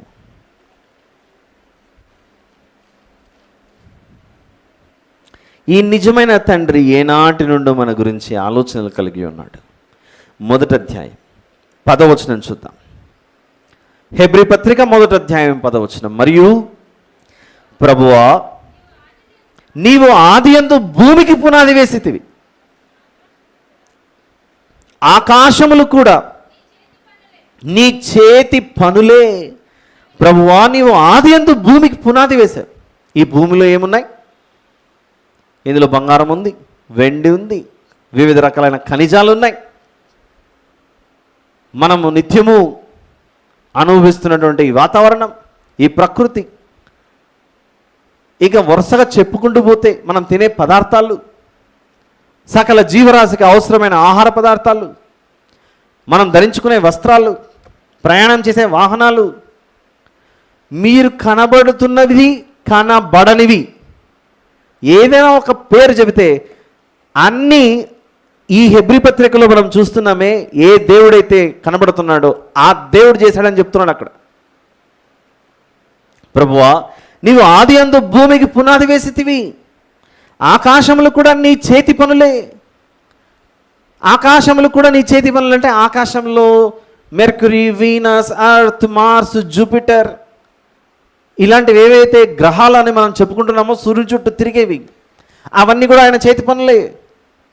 మూన్, స్టార్, సన్, ఇవన్నీ, చంద్రుడు, నక్షత్రాలు, ఇవన్నీ ఆయన చేసినవే, ఆయన చేతి పనులే. అవి చేశాడు కనుకనే మనిషి చేతికి ఇంత పని చిక్కింది. మనిషి చేతికి ఇంత పని చిక్కి రోజు ఏదో పని చేసుకుంటున్నాడు. మనమేమో నరుడు చంద్రుని దగ్గరికి ఒక మిషన్ని పంపిస్తే గొప్పగా మనం చప్పట్లు కొట్టాం, సంతోషం, ఆనందించాలి దేవుడిచ్చిన జ్ఞానాన్ని బట్టి. దేవుడే చంద్రుని చేయకపోయింటే మిషన్ ఎక్కడ పోయి, మిషన్ పోయి ఆ రాకెట్ తీసుకెళ్ళి ఎక్కడ కూర్చోబెడుతుంది దాన్ని? చేయలేదు అది. పోనీ మార్స్ దగ్గరికి వెళ్తున్నామంటే ముందు మార్స్ ఉంటే కదా ఇక్కడ నుంచి నువ్వు మార్చ్ చేసుకుంటూ వెళ్ళేది. ఆకాశంలో చేతి పనులే అంటే ఆయన చేసినవి కనుకనే మనిషి దేవుడు చేసిన వాటిని తెలుసుకోవడానికి ప్రయత్నిస్తున్నాడు అక్కడ.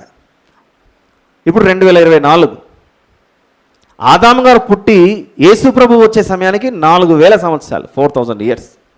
ఇప్పుడు ఒక 2000, మొత్తం ఎన్నేళ్ళు అయిపోయాయి? 6000 సంవత్సరాలు అయింది. 6000 సంవత్సరాలు దాటుచున్న దేవుడు చేసిన ఈ సువిశాలమైన సృష్టిలో ఏముందో తెలుసుకోవడానికి ఇంకా మనిషి ప్రయత్నిస్తూనే ఉన్నాడు. అదే ఆయన గొప్పతనం. అక్కడికి చేరుకోవడానికి భూమి మీద రకరకాలైనటువంటి వస్తువులను ఉపయోగించి, రాకెట్లని లేకపోతే ఇంకో రకరకాలైన ఉపగ్రహాలని, ఆ గ్రహాలని, ఈ గ్రహాలని చేసి అవేవి అర్థం కాకుండా ఇంకా చివరిలో అంటాడు, నా మీద శనిగ్రహం చుట్టుకుందండి, అందుకే ఏది పనిచేయట్లేదు అని అంటారు లాస్ట్లో. ఏంది? దేవుడు చేసిన గ్రహాలను తెలుసుకోలేక దాని ప్రకారంగా ఏందో నీకు ఆలోచన అర్థం కాక అది పని జరగలేదు కాబట్టి నా నెత్తి మీద శనిగ్రహం కూర్చుందంటే నీకు అర్థం అవ్వట్లేదు దేవుడి యొక్క గొప్ప కార్యాలు. అందుకే శనిగ్రహం అని, పిచ్చి గ్రహం అని, ఆ గ్రహం, ఈ గ్రహం మాట్లాడుకుంటున్నాం మనం. తప్పు. దేవుడు చేసిన వాటిని చూసి ఆనందించాలి, సంతోషించాలి. అంతేగాని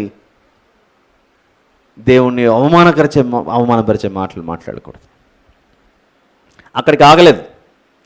ఆ తర్వాత ఈ లోకాన్ని చేసిన ఆయన, ఈ లోకంలో మీరు చక్కగా బ్రతకాలంటే నేను ఇవ్వాల్సింది ఇంకొకటి ఉందని ఇంకొకటి కూడా ఆయన త్యాగం చేసేసాడు. యోహాను సువార్త 3:16 వచనం తీస్తారా, తీయకుండా చెప్పగలరా ఈ వచనం? 3:16 అనగానే అర్ధరాత్రి తలుపు కొట్టగానే లేచి చెప్పాలి. రెండెక్కం చొప్పున ఆయన అన్నాం అనుకోండి, సెకండ్ టేబుల్ చెప్పండి అంటే చెప్పాలి. 2 1s are 2, 2 2s are 4 అని ఎలా చెప్తాం? చెప్పకపోతే చంప చల్లుమంటుంది చూసారా, చిల్లుగున్న చంప చల్లుమంటుంది అది చెప్పకపోతే. యోహాను సువార్త 3:16 అలాంటిదే. యోహాను సువార్త 3:16 దేవుడు లోకమును ఎంతో ప్రేమించెను కాగా ఆయన తన అద్వితీయ కుమారునిగా పుట్టిన వాని యందు విశ్వాసముంచు ప్రతి వాడును నశింపక నిత్య జీవం పొందినట్లు ఆయనను అనుగ్రహించెను. భూలోకమును ఆకాశమును చేసిన దేవుడు చివరికి తన ప్రియకుమారుని అనుగ్రహించేశాడు, ఇచ్చేశాడంతా. ఆయా కాలములకు ఆయా ఋతువులకు అన్నిటినీ దయచేస్తున్న దేవుడు ఎంత మేలు చేసిండి తన బిడ్డల గురించి ఆలోచించాలి చెప్పండి. ఆయన మంచివారి మీదను చెడ్డవారి మీదను వర్షం కురిపిస్తున్నాడట. అది కూడా చూద్దాం ఒకసారి. మత్తయి సువార్త 5వ అధ్యాయంలో ఇలా చెప్పా, సాతానుడు తండ్రిగా ఉంటే వాడిని తండ్రిగా చేసుకున్నాడు. ఆలోచించాలి, కనీసం నాకు ఒక డైరీ మిల్క్ చాక్లెట్ కూడా లేదని.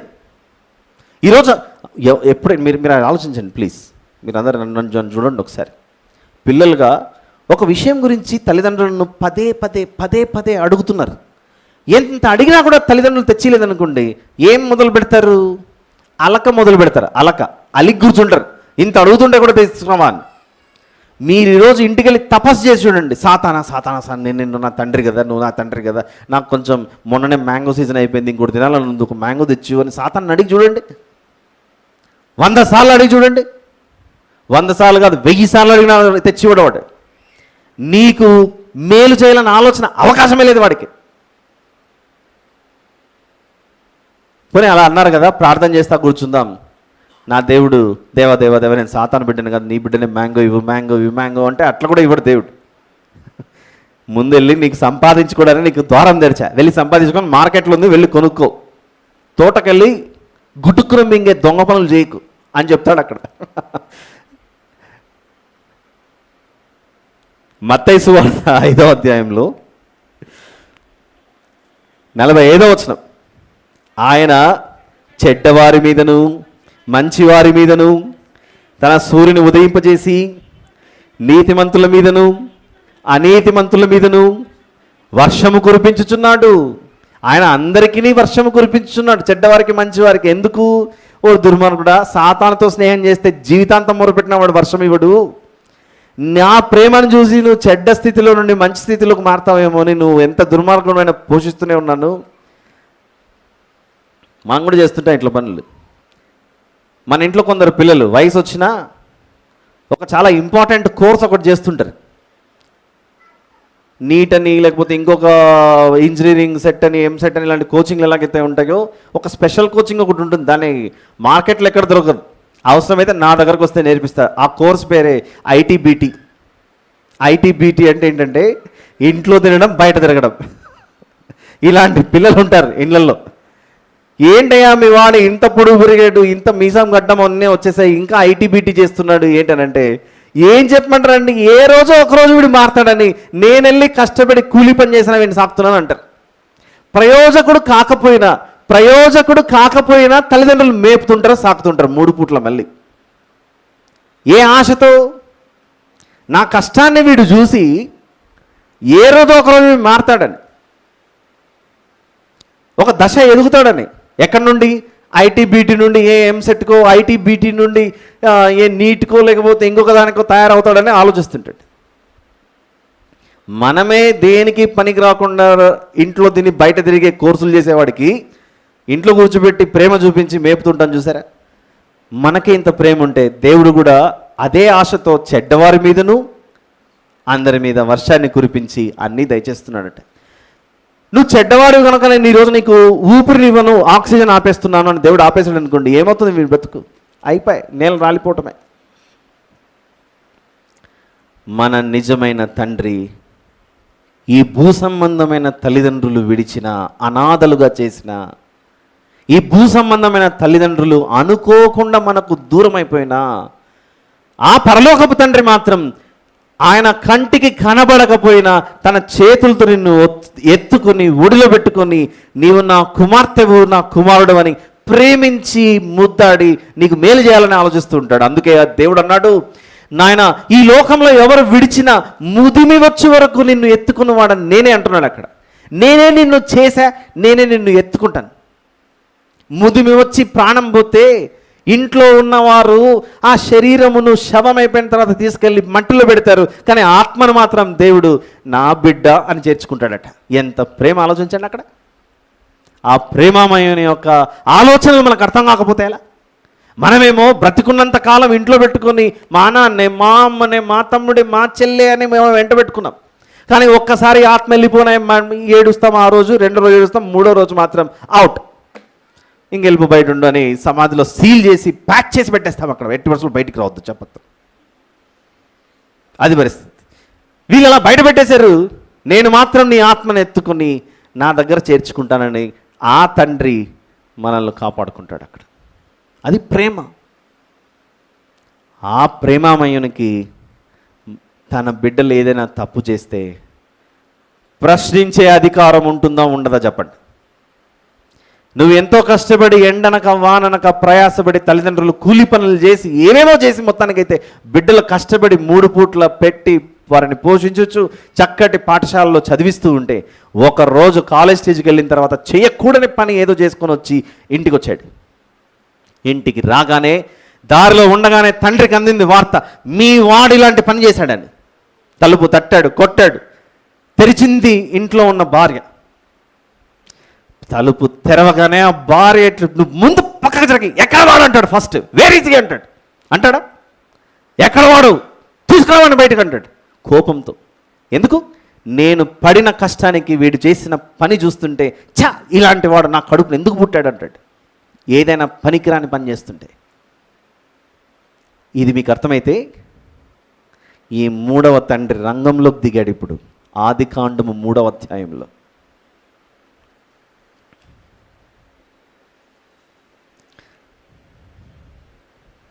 ఆదికాండం 3వ అధ్యాయంలో పండు తినగానే 7వ వచనం నుండి చూద్దాం. అప్పుడు వారిద్దరి కన్నులు తెరవబడెను, వారు తాము దిగంబరులమని తెలుసుకుని అంజూరపు ఆకులు కుట్టి తమకు కచ్చడములను చేసుకుని, చల్లపూటను ఏం చేసుకున్నారట? దిగంబరులను తెలుసుకొని అంజూరపు ఆకులు కుట్టి, అంటే విస్తరాకులు, ఇప్పుడంటే ప్లాస్టిక్ వచ్చాయి కానీ పాతకాలంలో ఆకులు కుట్టేవారు విస్తరాకుల్లాగా. అంజూరపు ఆకులు కుట్టి తమకు కచ్చడములను చేసుకుని, చల్లపూటను ఆదామును అతని భార్య తోటలో సంచరించుచున్న దేవుడైన యెహోవా స్వరమును విని ఏం చేస్తున్నారట?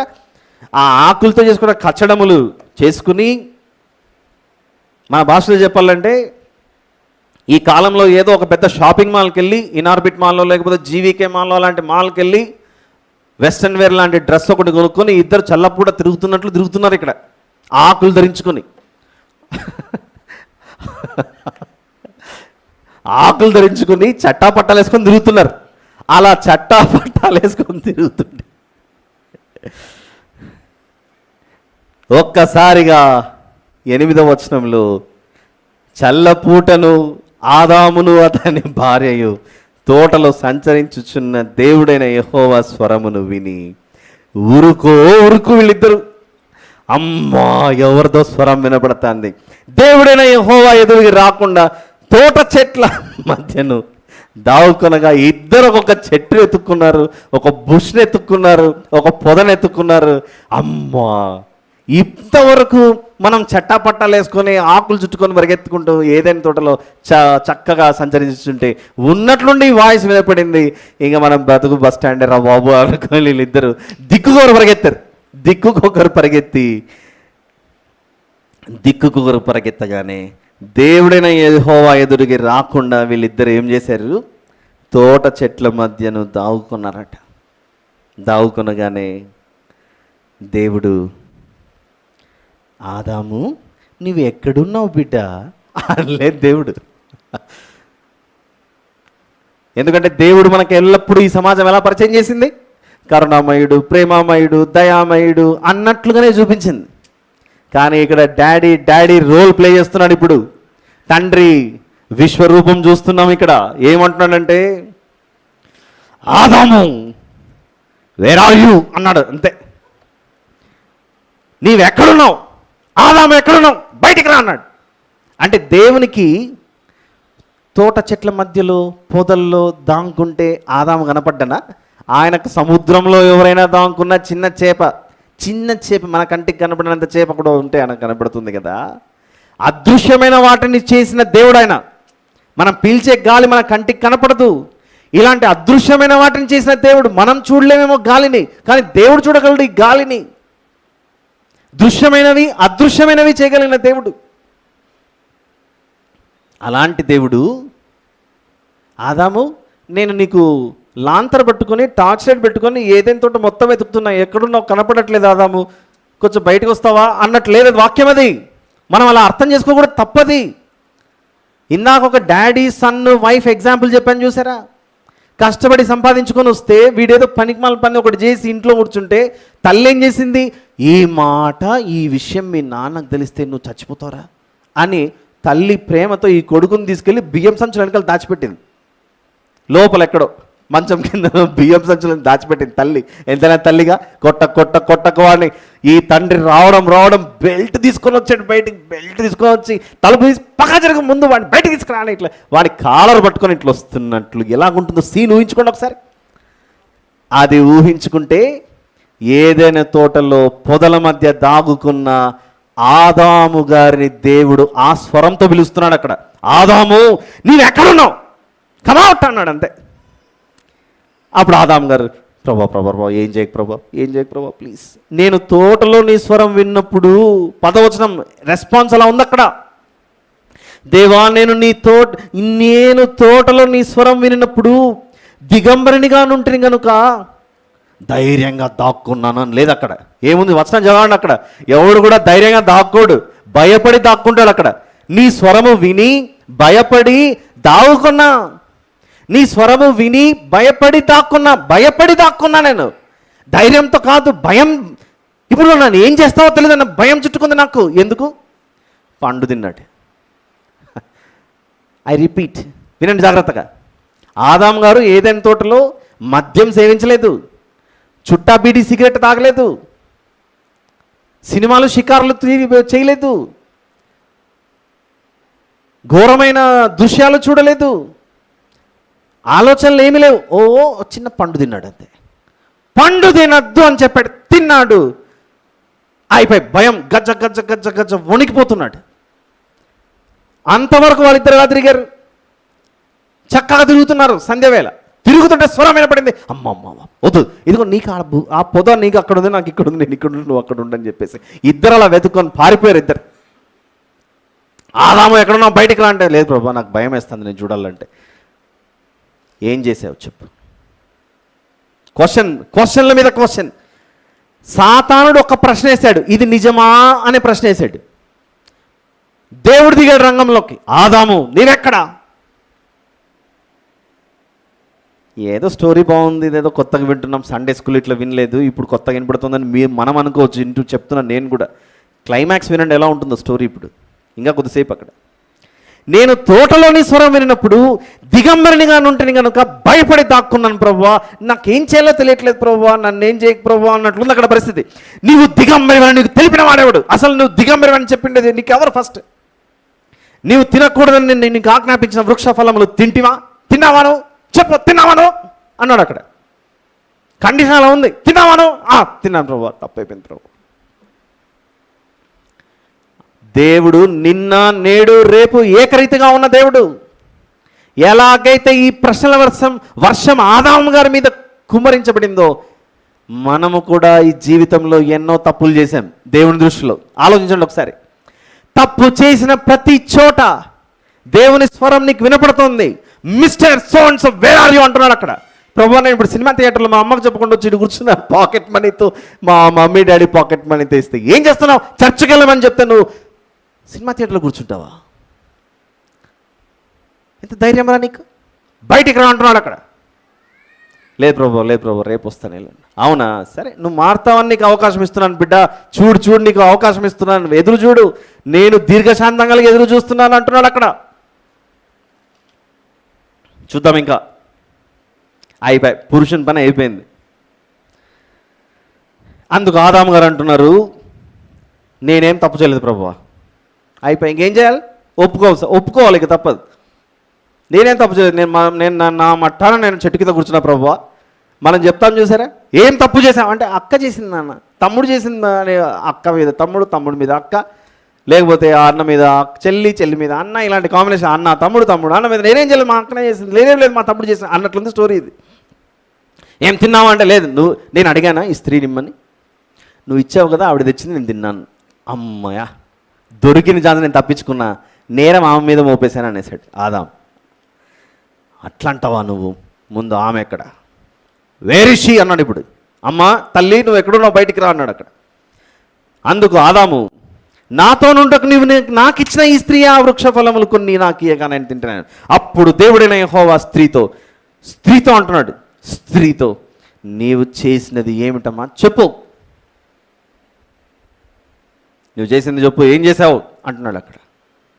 లోతుగా ఆలోచిస్తే దేవుడు స్త్రీ కదా, మన ఆర్టీసీ బస్సుల్లో స్త్రీలను గౌరవించాలి, మొదటి సీటు వాళ్ళకి కేటాయిద్దాం, డ్రైవర్ సీటు తప్ప. ఈ మధ్య డ్రైవర్ సీటు కూడా ఉద్యోగం వస్తే తీసుకోని కూడా చెప్తున్నారులేండి, అది వేరే విషయము. దేవుడి దగ్గర అలాంటివి చెల్లవు. స్త్రీ అయినా దేవునికి లెక్క చెప్పాల్సిందే, పురుషుడైనా దేవునికి లెక్క చూపాల్సిందే. ఏం జరుగుతుంది ఇక్కడ? నాతో నుండకు నువ్వు నాకు ఇచ్చిన ఈ స్త్రీ అంటే నేను ఒక్కసారిగా ముఖం తిప్పుకున్నాడు. ఇలా ఎక్కడుంది ఆ స్త్రీ, కమౌట్ అంటున్నాడు అక్కడ. అప్పుడు ఆ స్త్రీ భయంతో, ఏం చేసావమ్మా నువ్వు చెప్పు అనగానే ఈవిడ కూడా వాళ్ళ భర్త చెప్పిన స్టైల్లో ఆన్సర్ ఇచ్చింది. భర్త ఏం చెప్పాడు? నేను చేయలేదు, ఆమె ఇచ్చిందండి. ఇప్పుడు ఈమెం చెప్పాలి? నేనేం చేయలేదు, సర్పం చెప్పిందండి. అదే చెప్పింది ఈవిడ చాలా తెలివిగా. అప్పుడు దేవుడైన యెహోవా స్త్రీతో, నీవు చేసినది ఏమిటని అడుగగా స్త్రీ, సర్పమునన్న మోసపుచ్చినందున తింటిన నేను. ఈరోజు ఈ ప్రశ్న మనదే, హవమ్మది కాదు. నువ్వేం చేసావు అని దేవుడు మనల్ని అడిగితే మనం నేనేం చేయలేదు ప్రభువా, సాతానుడు వచ్చాడు నన్ను కొంచెం అలా ప్రలోభ పెట్టాడు, నేను చేసేసాను. సాతానుడు వచ్చాడు నన్ను ఏదో మాయమాటలు చెప్పి మాయలో పడేశాడు, నేను సాతాను చెప్పినట్లు విన్నాను అన్నామనుకోండి, ఆదాము గారిని విడిచిపెట్టలేదు, హవ్వమ్మను విడిచిపెట్టలేదు దేవుడు. చివరికి సర్పం చెప్పింది అనేసరికి, ఓ సర్పమా నువ్వు ఈ రోజు నుంచి మన్ను తింటావు, పాకుతూ పోతావు అనే సర్పానికి కూడా పడింది శాపం అక్కడ. ప్రతి జీవి లెక్క చెప్పాల్సిందే అక్కడ. ఆదాము నువ్వు ఏం చేసావంటే ఏం చేశాడో లెక్క చెప్పాలి. అమ్మా స్త్రీ నువ్వు ఏం చేసావంటే స్త్రీ లెక్క చెప్పాలి. ఎన్ని రోజులు ప్రభువులోనికి వచ్చిన వారు, క్రీస్తునందు బాప్తిసం తీసుకున్నవారు, స్త్రీ అని భేదం లేదు, పురుషుడని భేదం లేదు, అందరూ ప్రభువునందు సమానమే అని గలతీ పత్రికలో ఒక మాట విన్నాం. గలతీ పత్రిక 3వ అధ్యాయం, గలతీ పత్రిక 3వ అధ్యాయం 26 నుంచి చూద్దాం. యేసుక్రీస్తునందు మీరందరూ విశ్వాసం వలన దేవుని కుమారులై ఉన్నారు, క్రీస్తులోనికి బాప్తిసం పొందిన మీరందరూ క్రీస్తును ధరించుకొని ఉన్నారు. ఇందులో యూదుడని గ్రీసు దేశస్థుడని లేదు, దాసుడని స్వతంత్రుడని లేదు, పురుషుడని స్త్రీ అని లేదు, యేసుక్రీస్తునందు మీరందరూ ఏకముగా ఉన్నారు. యేసుక్రీస్తునందు మీరందరూ ఏకముగా ఉన్నారు. బాప్తిసం తీసుకున్న తర్వాత స్త్రీ అని లేదు, పురుషుని భేదం లేదు, మనమందరము ఒక దేహమై ఉన్నామని చెప్పబడినట్లుగానే ఇది రివర్స్లో ఇంకొకసారి ఆలోచిస్తే, బాప్తిసం తీసుకోకపోతే స్త్రీ అని భేదం లేదు, పురుషుని భేదం లేదు, అందరూ వచ్చి దేవుని సింహాసనం ఎదుట, ఆ న్యాయపీఠం ఎదుట లెక్క చెప్పాల్సిందే. దానికి ఆధారం మనకు ఏదైనా తోటలో కనబడుతుంది. అమ్మా నువ్వేం చేసావు చెప్పు అని అడుగుతున్నాడు దేవుడు. ఆదాము నువ్వు ఏం చేసావు చెప్పు అంటున్నాడు, లెక్క చెప్పాలి. వాళ్ళిద్దరికంటే ఉందిలే, మాకు సంబంధం లేదని ఇక్కడ కూర్చున్న మనము ఆలోచిస్తే తప్పు.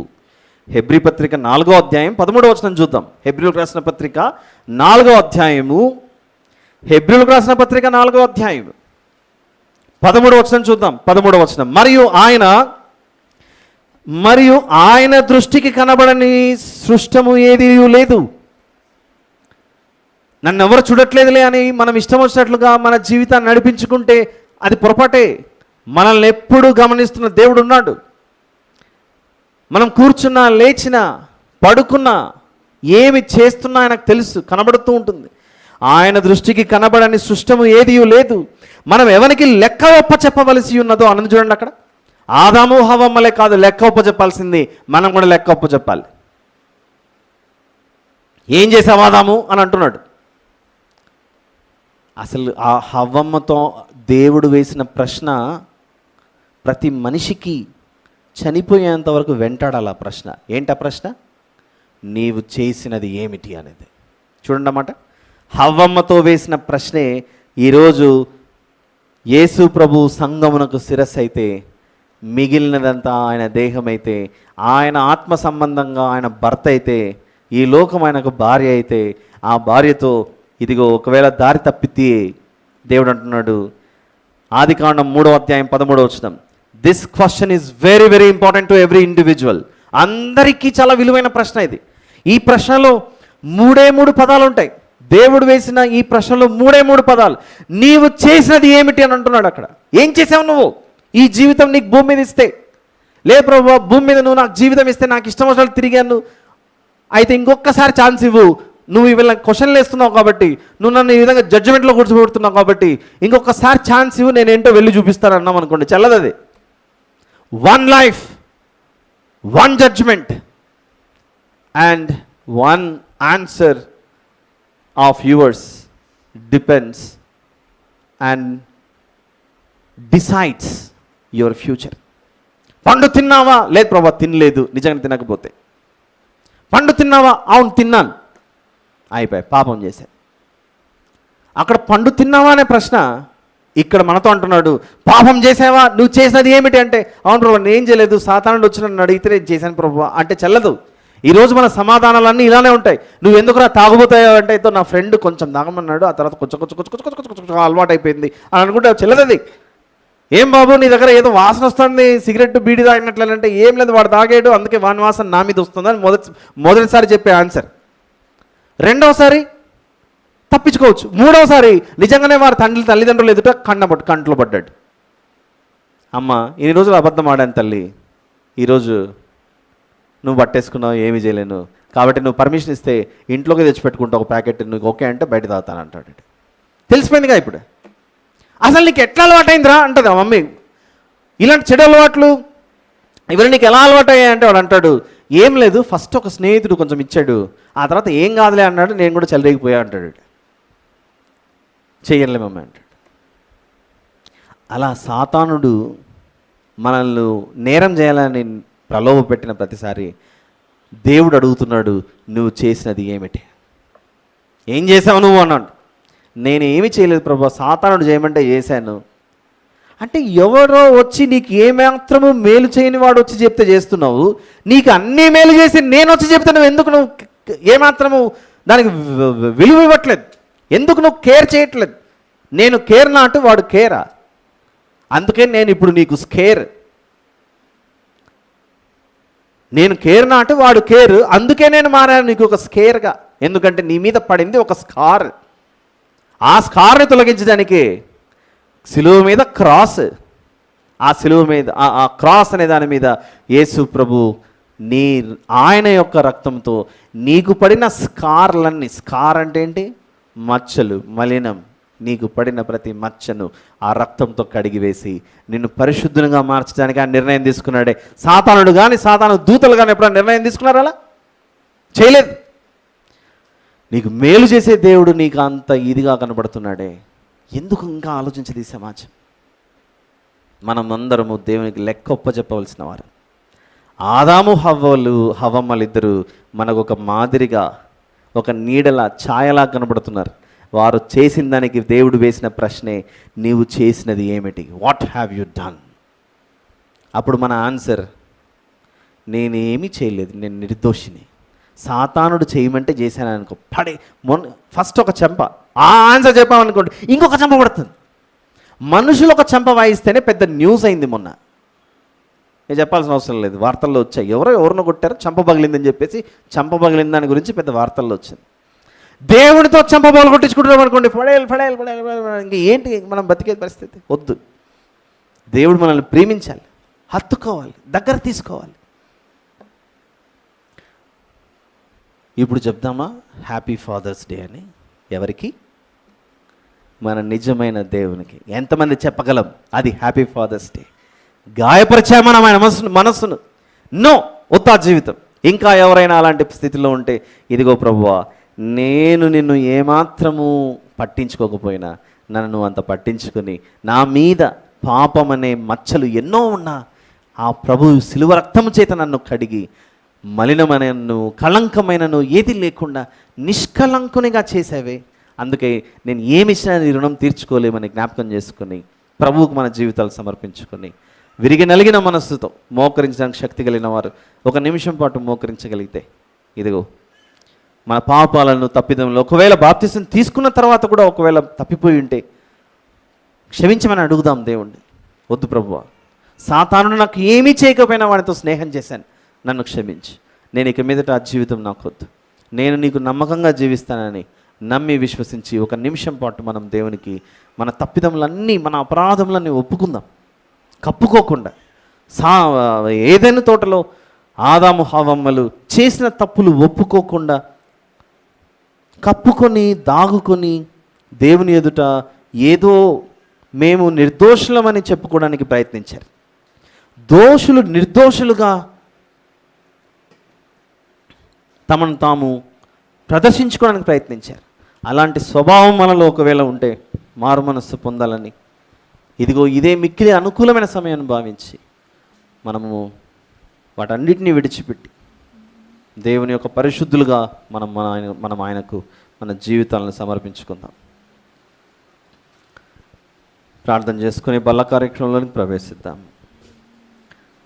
ప్రేమ కనికరము కలిగిన మా ప్రియ పరలోకపు తండ్రి, మీకే స్తోత్రములు నాయన.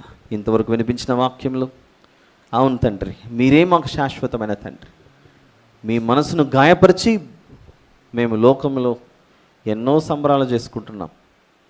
మొదట మిమ్మల్ని సంతోషపెట్టిన తర్వాతనే మా సంతోషమని మేము గ్రహించడానికి సహాయం చేయని ప్రార్థిస్తాం. మా ప్రభువును ప్రియరక్షకుడైన యేసు ప్రభు వారి పేరిట అడిగి వేడుకొని సమర్పిస్తున్నాను తండ్రి. ఆమేన్.